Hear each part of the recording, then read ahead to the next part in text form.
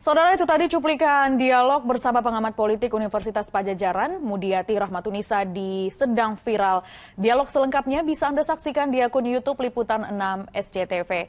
Kita ke informasi lainnya, Saudara, di mana perpolitikan tanah air ini makin menghangat. Sejumlah politisi melakukan manuver yang bahkan tidak terduga. Contohnya, politisi PDI Perjuangan Budiman Sujatmiko yang tiba-tiba balik badan dan mendukung bakal Capres Prabowo Subianto. Apa sebenarnya yang terjadi? Apakah panggung depan politik serupa dengan panggung di belakangnya? Kami hadirkan diskusi bersama Reza Ramadansyah.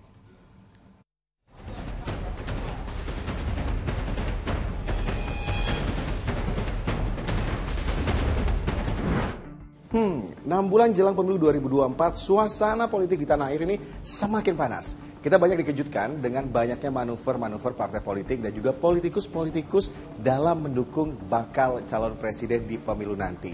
Yang baru jadi sorotan, politisi PDI Perjuangan Budiman Sujatmiko mendukung bakal calon presiden yang ternyata berbeda dengan baca pres yang diusung partainya. Kesamaan visi misi atau ada kepentingan lain?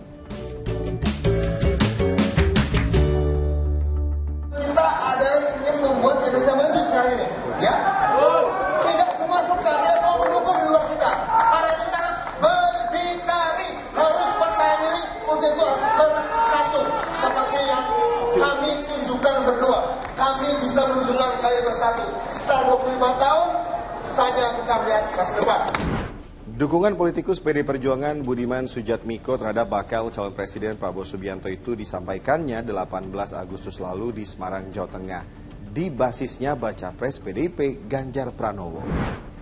Langkah Budiman Sujatmiko itu pun menarik banyak perhatian publik karena dukungannya ini berbeda dengan baca pres yang diusung oleh partainya PDI Perjuangan. Buntutnya, sanksi akan diberikan oleh DPP PDI Perjuangan. Sekjen PDIP Hasto Kristianto mengatakan opsinya mengundurkan diri atau menerima sanksi pemecatan. Tapi hingga kini belum ada sanksi yang diberikan. Ya, manuver-manuver politik yang terjadi dalam Pilpres 2024 kali ini memang bukan hanya dilakukan oleh Budiman Sujatmiko saja. Anda masih ingat ketika PSI bertemu dengan Prabowo Subianto di awal bulan Agustus lalu.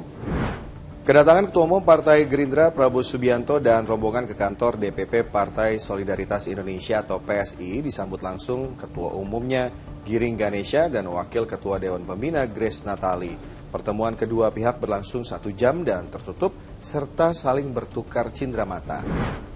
Tapi benarkah pertemuan keduanya dalam rangka menentukan arah dukungan politik? Ingat, PSI beberapa bulan lalu mendeklarasikan dukungannya terhadap Ganjar Pranowo. Dan ini kata Prabowo Subianto dan juga Grace Natali saat itu. Saya menyampaikan pandangan-pandangan saya yang saya lihat banyak kecocokan. Dan mereka janji akan balas kunjungan ke tempat saya. Oh iya, kita tentunya ingin mengajak semua kekuatan merah putih, semua kekuatan Indonesia untuk bekerja sama. Ada niatan baik dari Pak Prabowo, komitmen untuk melanjutkan apa yang sudah Pak Jokowi perjuangkan, dan itu tentu membuat kami lega dan senang bahwa Indonesia ke depan akan cerah. Ya, sebenarnya bukan dalam Pilpres kali ini saja manuver-manuver politik dilakukan. Kalau kita lihat dalam dunia perpolitikan di tanah air, banyak langkah politik, banyak manuver politik yang mengejutkan yang dilakukan oleh partai politik dan juga para politikus. Salah satu yang menyita perhatian saat itu adalah kepindahan politikus Ruhut Sitompul ke PDI Perjuangan setelah bertahun-tahun berlabuh di Partai Demokrat. Nah, manuver-manuver politik, langkah politik yang dinilai mengejutkan itu sebenarnya memang ada kesamaan visi misi atau kepentingan pribadi semata ya? Iya, sudah pasti ya, apalagi dalam momen yang sangat krusial seperti Pilpres. Tidak ada teman abadi, tidak ada juga musuh abadi, yang ada adalah kepentingan abadi, di mana partainya bisa mendapatkan keuntungan besar, bisa mendapatkan kotel efek atau efek ekor jas supaya di pilegnya juga menang. Siapa yang bisa memberikan jabatan wapres, siapa yang kalau misalnya tidak mendapatkan jatah wapres pun bisa mendapatkan power sharing jatah menteri lebih strategis. Kan kira-kira untungnya seperti itu. Belum lagi bicara mahar dan lain-lain yang nggak pernah kita bisa buktikan. Jadi sebelum ada janur kuning tanggal 25 November, batas akhir pendaftaran KPU, apa yang kita lihat dalam beberapa bulan atau setahun terakhir mengaku sudah berkoalisi, sudah melakukan proses deklarasi, itu menurut saya semuanya masih kongko politik semata. Jadi masih sangat mungkin sampai jelang pendaftaran KPU segala sesuatunya berubah didasarkan pada nego-nego di panggung belakang yang kita nggak tahu gitu apa yang sedang terjadi, dan biasanya akan ditentukan oleh arah angin. Bagaimana hasil survei menjelang batas pendaftaran KPU akan memperlihatkan siapa yang lebih punya peluang menang. Di panggung belakang lalu siapa capres dan koalisi yang bisa lebih memberikan porsi jabatan yang lebih menarik. Itu saya pikir yang akan menentukan perubahan yang masih akan terjadi dalam 2 bulan ke depan. Nah, sekarang kita lihat respon masyarakat terhadap manuver-manuver yang dilakukan oleh para elit politik itu. Kita sebagai masyarakat sih ngelihatnya kayak kok jadi ribut sendiri gitu kan. Kayak anggota partainya apalagi kan sibuk sendiri. Tadinya mendukung, udah deklarasi dukung Presiden A, tapi kebesokannya beda lagi. Menurutku masyarakat udah pinter sih menanggapi